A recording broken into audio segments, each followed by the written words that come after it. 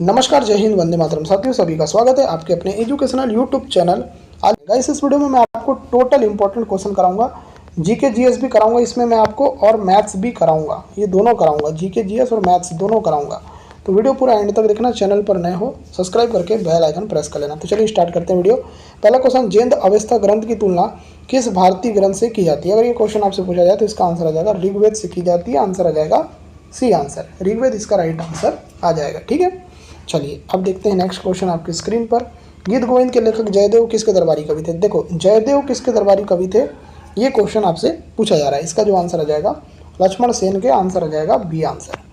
चलिए next question आपके screen पर। थर्ड, भारत आने वाला प्रथम ब्रिटिश सम्राट कौन था? इसका नाम क्या है? तो इसका नाम है दोस्तों जॉर्ज पंचम। आंसर आ जाएगा बी आंसर। चलिए छठवां क्वेश्चन, विभाजन करो और जाओ का नारा किसने दिया था? इसका आंसर आ जाएगा मुस्लिम लीग ने। इसका आंसर आ जाएगा बी आंसर। चलिए बी इसका राइट आंसर आ जाएगा। ठीक है, चलिए आगे देखिए next question. Question number 5, break down plan किससे संबंधित था? ब्रेक डाउन प्लान दोस्तों ये संबंधित था आपके लॉर्ड वेवेल से। आंसर आ जाएगा बी आंसर। तो इसका आंसर आ जाएगा बी आंसर, याद रखिएगा। चलिए नेक्स्ट क्वेश्चन, क्वेश्चन नंबर 6, भारतीयों को संविधान बनाने की अनुमति सर्वप्रथम किस प्रस्ताव में दी गई थी? इस क्वेश्चन का आंसर क्या आएगा? तो इसका आंसर आ जाएगा अगस्त प्रस्ताव में। बी इसका राइट आंसर आएगा। नेक्स्ट क्वेश्चन, महात्मा बुद्ध को महापरिनिर्वाण किसके शासनकाल में मिला था? इसका आंसर आ जाएगा दोस्तों अजात शत्रु के टाइम पर। बी इसका राइट आंसर आ जाएगा।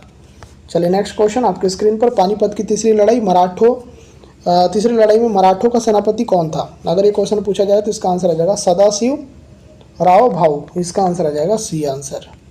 चलिए क्वेश्चन नंबर 9 देखिए, शिवाजी की नियमित सेना को क्या कहा जाता था? अगर एक क्वेश्चन पूछा जाए तो इसका आंसर आ जाएगा पागा। क्या कहते थे? पागा कहते थे। आगे देखेंगे नेक्स्ट क्वेश्चन आपके स्क्रीन पर। 10वां, शिमला का सन्यासी किसे कहा जाता है? अगर एक क्वेश्चन पूछा जाए तो इसका आंसर आ जाएगा ए ओ ह्यूम को कहा जाता है। ए ओ ह्यूम को। ठीक है, तो यहाँ पर आपका जो आंसर आ जाएगा डी आंसर आ जाएगा। गाइस मैं आपको मैथ्स के क्वेश्चन अंतिम में कराऊंगा, देखना आप ध्यान से। 12वां क्वेश्चन, महात्मा गांधी ने भूख हड़ताल को सत्याग्रह के रूप में सर्वप्रथम किस आंदोलन में प्रयोग किया? तो दोस्तों ये था अहमदाबाद आंदोलन। आंसर आ जाएगा सी आंसर।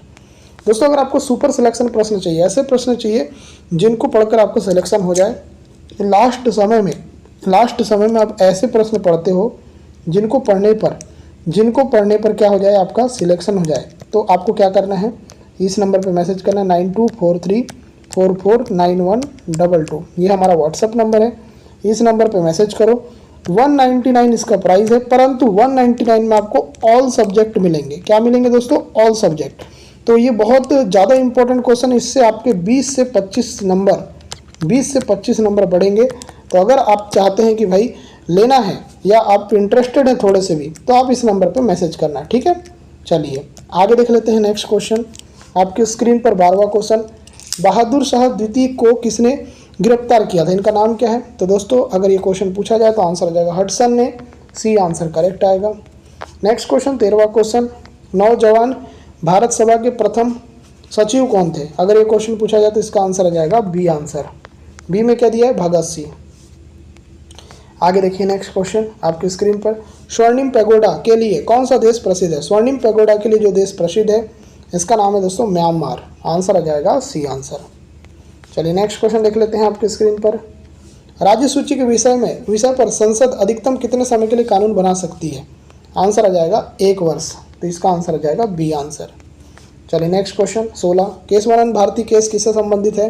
तो दोस्तों इसका आंसर आ जाएगा मूल अधिकारों में संशोधन से। आगे देखिए नेक्स्ट क्वेश्चन आपके स्क्रीन पर। टॉर्नेडो किस क्षेत्र में उत्पन्न होने वाला उष्णकटिबंधीय चक्रवात है? तो टॉर्नेडो होता है दोस्तों कैरिबियन सागर में। कैरिबियन सागर में टॉर्नेडो कहाँ उत्पन्न होता है? कैरिबियन सागर में। ठीक है, चलिए आगे देखिए नेक्स्ट। होर्मुज जल संधि किन देशों को अलग करती है? दोस्तों इसका आंसर आ जाएगा ओमान और ईरान। सी इसका राइट आंसर आ जाएगा। आगे देख लेते हैं नेक्स्ट क्वेश्चन, देखो ध्यान से। पृथ्वी की ऊपरी सतह को क्या कहा जाता है? दोस्तों इसका आंसर आ जाएगा सी, लिथोस्फीयर कहा जाता है। आगे देखिए क्वेश्चन नंबर 20, आधुनिक भारत में नवाब सिराजुद्दौला को किस रूप में जाना जाता है?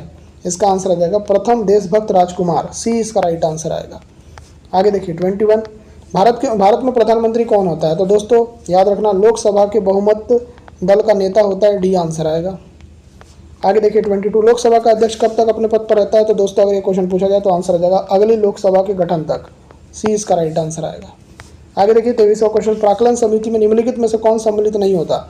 आंसर क्या आएगा? राज्यसभा का सदस्य। बी इसका राइट आंसर आएगा।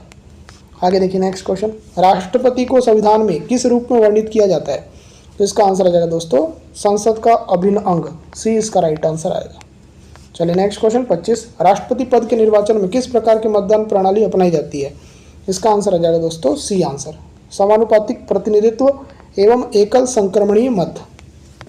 आगे देखिए नेक्स्ट, सुब्रमण्यम भारती किस भाषा के प्रसिद्ध लेखक थे? इसका आंसर क्या आएगा? तो इसका आंसर आ जाएगा तमिल भाषा के। तो सी इसका राइट आंसर आएगा। आगे देखिए 27, जब द्रव का आणविक भार बढ़ता है तब उसकी श्यानता पर क्या प्रभाव पड़ता है? तो याद रखिए, हमेशा याद रखिए, इसकी श्यानता बढ़ती है। इसका राइट आंसर आ जाएगा बढ़ती है।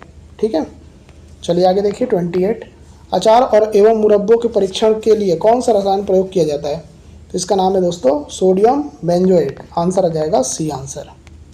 चलिए 29, आवर्त सारणी में निष्क्रिय गैसों को किस समूह में रखा गया है? तो इसका आंसर आ जाएगा दोस्तों सी आंसर, शून्य समूह में। आगे देखिए 30 क्वेश्चन, मधुमेह रोगी सामान्यतः कौन सा कृत्रिम स्वीटनर प्रयोग करते हैं? तो इसका आंसर आ जाएगा दोस्तों बी आंसर, सैक्रिन इसका राइट आंसर आएगा। आगे देखिए नेक्स्ट, ईईजी इलेक्ट्रोइंसेफेलोग्राफ का प्रयोग किसके परीक्षण में किया जाता है? तो इसका आंसर आ जाएगा मस्तिष्क के लिए। तो ईईजी का प्रयोग किसके लिए करते हैं? तो मस्तिष्क के लिए करते हैं मित्रों, मस्तिष्क इसका राइट आंसर आएगा। आगे देखिए 32, अब तक अफ्रीका महाद्वीप में ओलंपिक खेलों का आयोजन कितनी बार हुआ है? तो आंसर क्या आएगा? आंसर आ जाएगा आपका डी आंसर, कभी नहीं। चलिए आगे देखिए नेक्स्ट, प्रथम एशियाई खेलों का आयोजन कहाँ हुआ था? तो दोस्तों इसका आंसर आ जाएगा न्यू दिल्ली में। कहाँ हुआ था? न्यू दिल्ली में। न्यू दिल्ली इसका राइट आंसर आ जाएगा, सी इसका राइट आंसर आ जाएगा।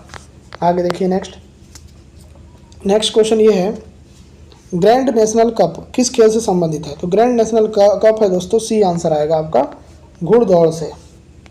आगे देखिए 35, अंबेडकर स्टेडियम किस खेल से संबंधित है? अंबेडकर स्टेडियम दोस्तों ये है आपके फुटबॉल से संबंधित। आंसर आ जाएगा सी। चलिए 36 देखो, मिताक्षरा किससे संबंधित ग्रंथ है? मिताक्षरा, तो मिताक्षरा दोस्तों यह है हिंदू उत्तराधिकार कानून से। तो इसका आंसर आ जाएगा सी। आगे देखिए, चक्रधर फेलोशिप किस क्षेत्र में प्रदान की जाती है? तो दोस्तों इसका आंसर आ जाएगा बी, शास्त्रीय नृत्य में। आगे देखिए नेक्स्ट, मूर्ति देवी पुरस्कार किस संस्था द्वारा प्रदान किया जाता है? दोस्तों इसका आंसर आ जाएगा बी आंसर, भारतीय ज्ञानपीठ। आगे देखिए, गैस वेल्डिंग में किन गैसों का मिश्रण प्रयुक्त होता है? तो गैस वेल्डिंग में दोस्तों याद रखिएगा सी आंसर आ जाएगा, ऑक्सीजन और एसिटिलीन। आगे देखिए 40, अम्लीय भूमि का पीएच मान लगभग कितना होता है? तो अम्लीय भूमि का पीएच मान होता है 6.5। कितना होता है? 6.5।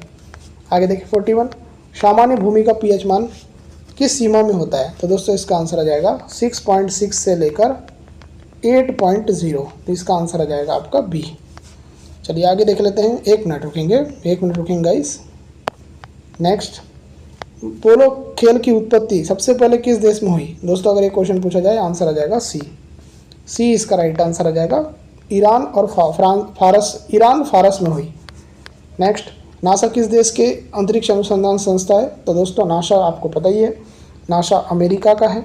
कहाँ का है नासा है अमेरिका का। चलिए नेक्स्ट 44, बिलियर्ड्स खेल का जन्मदाता देश कौन सा है? तो आंसर आ जाएगा आपका फ्रांस इसका राइट आंसर आ जाएगा, सी आंसर लगा देंगे। नेक्स्ट क्वेश्चन देखते हैं 45, देवघर स्थित प्रसिद्ध मंदिर का निर्माण किसने करवाया था? तो इनका नाम है दोस्तों बी आंसर में क्या आएगा? पूरनमल इसका राइट आंसर आ जाएगा। चलिए नेक्स्ट क्वेश्चन देख लेते हैं 46, उत्तर बिहार का प्राचीन नाम क्या था? तो दोस्तों इसका आंसर आ जाएगा वज्जी। आगे देखिए 47, बाहरी हिमालय को किस नाम से जाना जाता है? तो बाहरी हिमालय को जाना जाता है शिवालिक के नाम से। किस नाम से? शिवालिक के नाम से जाना जाता है। आगे देखिए 48, मोमबत्ती का जलना किस प्रकार की अभिक्रिया है? तो मोमबत्ती का जलना दोस्तों एक प्रकार की ऊष्माक्षेपी अभिक्रिया है। आंसर आ जाएगा ए आंसर।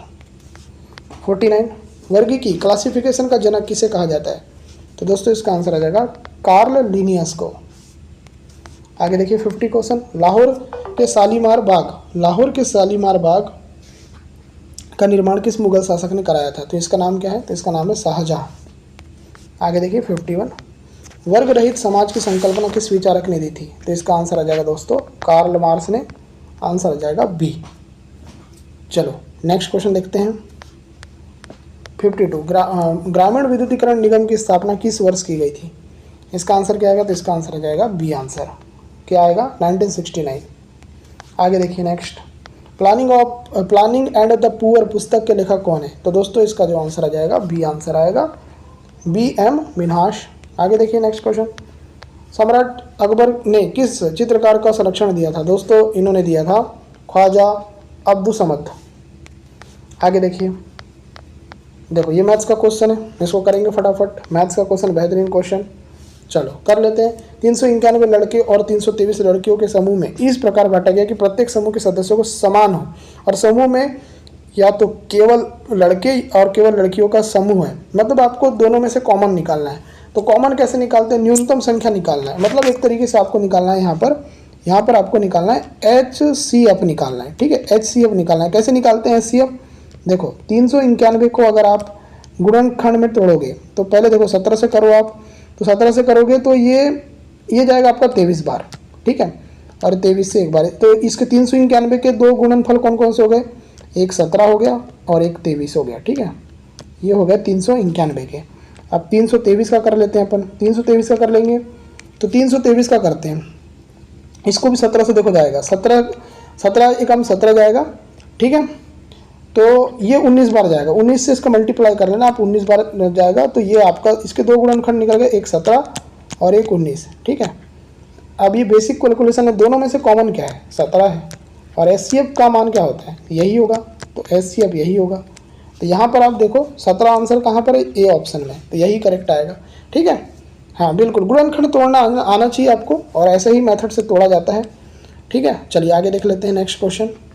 नेक्स्ट क्वेश्चन बोल रहा है कि दो संख्याओं का अनुपात 3:7 है और उनका HCF 3 है और उनका LCM क्या होगा? देखो सिंपल क्वेश्चन है, कभी भी ना ये इसका फॉर्मूला याद रख लेना।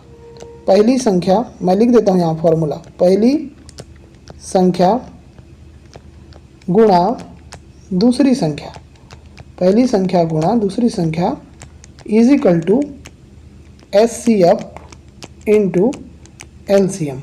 अब वैल्यू पुट करेंगे, बस कुछ नहीं करेंगे। पहली संख्या नहीं दी है तो पहली संख्या का अनुपात दिया है 3, है ना, और ये 7, ठीक है। दूसरी संख्या का अनुपात 7 दिया है, HCF का मान कितना दिया है? 3 दिया है। अब LCM का मान निकालना है तो x रख दो, बस वैल्यू आ गई। अब देखो इससे इसको डिवाइड कर दो, ठीक है। बच्चा कितना आपके पास? 7 बचा, तो x का मान क्या आ जाएगा? x का मान 7 आ जाएगा, तो यही इसका राइट आंसर आएगा।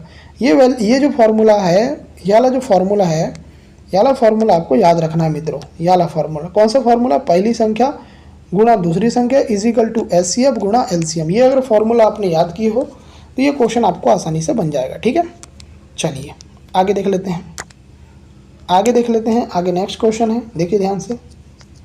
पहले 100 प्राकृत संख्याओं का HCF ज्ञात कीजिए। देखो HCF मैंने आपको बोला है कि मतलब HCF में कॉमन ढूंढना है, तो पहली प्राकृत संख्या देख लो। 100 प्राकृत संख्या का तो अपन निकाल नहीं पाएंगे, मतलब बहुत ज़्यादा हो जाएगा। देखो पहले 1 ले लो, 2 ले लो, 3 ले लो, ऐसे करके डैश डैश करके आप कहाँ तक जाओगे? 100 तक जाओगे। तो देखो एक में ही आपको समझ में आ जाएगा, 1 का गुणा आप 1 से करोगे, फिर 1 का गुणा आप 2 से करोगे, फिर 1 का गुणा आप 3 से करोगे। तो कॉमन आपको 1 की दिख रहा है, हमेशा कॉमन आपको 1 दिखेगा, 1 से लेकर 100 तक, ठीक है। आपको 1 हमेशा कॉमन दिखेगा, तो 1 आंसर डायरेक्ट आएगा इसका। कोई दिक्कत कोई परेशानी आपको होने वाली नहीं इस क्वेश्चन में। आगे देखिए 58, दो संख्याओं का GCD मतलब होता है आपका वही आपका HCF बोलो इसको, है ना, या आपका इसको आप महत्तम समापवर्तक भी बोलते हैं। इसको क्या बोलते हैं? महत्तम समापवर्तक ये भी बोलते हैं, दोनों बोलते हैं। अब देखो कुछ भी बोले, ठीक है, अपने को तो फॉर्मूला पता है ना, जो मैंने बताया था, पहली संख्या गुणा दूसरा संख्या इज इक्वल टू LCM गुणा HCF। वैल्यू पुट करते हैं। पहली संख्या का मान कितना दिया? 27। जो मान नहीं दिया है ना उसको जैसा कि तैसा लिख देना। पहली संख्या का मान 27 दिया, दूसरी संख्या का मान नहीं दिया तो उसको x लिख देते हैं। यहाँ पर देखो HCF का मान दिया है 9, LCM का मान दिया है 270। अब x का मान निकाल लोगे, क्योंकि देखो 27 को उधर ले जाओगे तो ये भाग हो जाएगा इससे 10 बार, मतलब x का मान कितना हो जाएगा 9 गुणा 10, मतलब x का मान कितना हो जाएगा 90 हो जाएगा। यही इसका राइट आंसर आ जाएगा मित्रों। 90 किस में है, ऑप्शन नंबर डी, यही इसका राइट आंसर हो जाएगा। ठीक है, चलिए आगे देखिए 59। चलो ये क्वेश्चन प्रीवियस ईयर में पूछा गया है। एक शहर की वर्तमान जनसंख्या कितनी 50,000। यदि जनसंख्या में 4% की वार्षिक दर होती है तो 2 वर्ष बाद जनसंख्या क्या होगी। जब भी ऐसा क्वेश्चन आए सिंपल सी, देखो कितनी जनसंख्या है 50,000, ठीक है 50,000 जनसंख्या है। अब क्या बोला है, यदि जनसंख्या में 4% की वृद्धि हुई, मतलब 100 में ही होगी ना वृद्धि, तो 104 हो जाएगा, बटे 100 कर दो। ठीक है, अब ये 1 साल के लिए हुआ, पर यहाँ बोल रहा है 2 वर्ष बाद, तो एक बार इसको और लिख दो, 104 एक बार और लिख दो, बस। अब सॉल्व करो तो देखो ये 0 से ये 0, ये 0 से ये 0, ये 0 से ये 0, ये 0 से ये 0। अब 104 गुणा 104 अगर आप करोगे ना, देखो वैसे तो आप कैलकुलेशन बेसिक वाला है, इसको कर लेना आप लोग। तो 104 गुणा 104 अगर आप करते हो तो मैं आपको डायरेक्ट बताता हूँ, इसका जो आपका मान बनेगा ना वो बनेगा 10,816। आप लोग कर लेना इसको कैलकुलेट, ठीक है। इसको मैं नहीं बताऊँगा, इतना आसान बताऊँगा तो फिर आप तो कुछ भी नहीं सीखे हो। अब इसका 5 से गुणा करना है, इन दोनों को मैंने आपस में गुणा किया तो क्या आया 10,816, उसका मल्टीप्लिकेशन करूँगा 5 से तो कितना आएगा आंसर। तो इसका आंसर आ जाएगा मित्रों 54080, यही इसका राइट आंसर आएगा। किस ऑप्शन में है तो सर बोलोगे आप इस ऑप्शन में नज़र आ रहा है, तो बी आंसर इसका करेक्ट आएगा। 60वां देखते हैं। देखो यहाँ पर दिया है x का 35% 140 है, x का मान बताना है, ठीक है। आरआरबी एनटीपीसी में ये क्वेश्चन आया है। तो देखो x का 35 डिवाइड बाय 100 कर दो, इक्वल कितना दिया है 40। जैसा बोला है मैंने वैसा फॉलो किया हूँ। अब बस इसको मैंने सॉल्व करना है। तो x देखो 35, ये क्या हो जाएगा 35, एक मिनट रुकना ना, ये हो जाएगा 35x डिवाइडेड बाय 100 और यहाँ पर 140 हो जाएगा, ठीक है। अब इसको सॉल्व करेंगे तो 35 से जब इसको भाग दोगे आप ना, तो ये कितने बार जाएगा, 35 दूनी 70 होता है, 4 बार जाएगा। तो x का मान हो जाएगा 400, x का मान कितना हो जाएगा 400। किस ऑप्शन में दिया है, ऑप्शन नंबर बी, बिल्कुल बी आंसर करेक्ट आएगा। चलिए आगे देख लेते हैं। 61, एक कार का मूल्य हर वर्ष 20% की दर से कम होता है, 2 साल बाद कार का मूल्य 4,80,000 हो जाएगा, तो वास्तविक मूल्य क्या है। देखो भाई हमको वास्तविक मूल्य मैं नहीं पता, तो वास्तविक मूल्य को मान लेता हूँ मैं x मान लेता हूँ। पर क्या बोल रहा है, एक कार का मूल्य हर वर्ष 20% कम होता है, मतलब 100 रहा होगा तो 80 हो गया, ठीक है। यही फॉर्मूला पिक करेंगे। 2 साल बाद तो मतलब एक और 80 कर दो, ठीक है। कितना हो जाता है, दिया है देखो कार्य का मूल्य कितना दिया है, कार्य का मूल्य कितना दिया है 4,80,000 हो जाएगा। बस इसमें वैल्यू पुट करना। अब इसको सॉल्व करना है, इसको सिंपल सा सॉल्व कर लेना आप। जब इसको सॉल्व करोगे ना तो x का मान कितना आएगा, देखो मैं आपको x का मान बता देता हूँ, डायरेक्ट मैं इसको सॉल्व करके बताता हूँ। देखो भाई ये 2 जीरो से ये 2 जीरो कैंसिल, ठीक है। अब अपना क्या बचा 4800 और यहाँ पर एक 100 सर और दूसरा 100, यही है। अब इसको अपन सॉल्व करेंगे। जब इसको आप आपस में गुणा करोगे ना, तो आपस में गुणा करोगे और यहाँ पर 8 भी तो बचा है, तो डिवाइड बाय 8। जब इसको सॉल्व करोगे आप तो इसका आंसर आ जाएगा आपका 7,50,000, ठीक है। ये इसका राइट आंसर आ जाएगा, मतलब आप बोलोगे सी आंसर करेक्ट आएगा। देखो सिंपल सा है क्वेश्चन।